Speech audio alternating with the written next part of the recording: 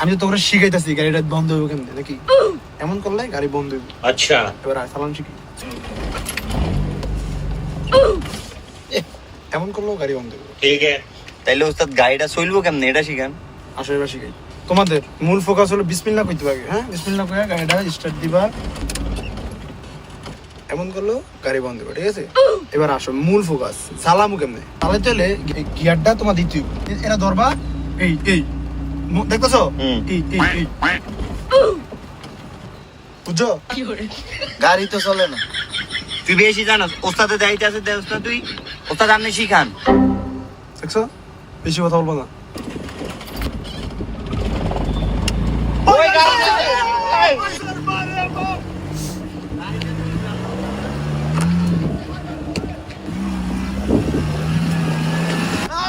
এই চালাও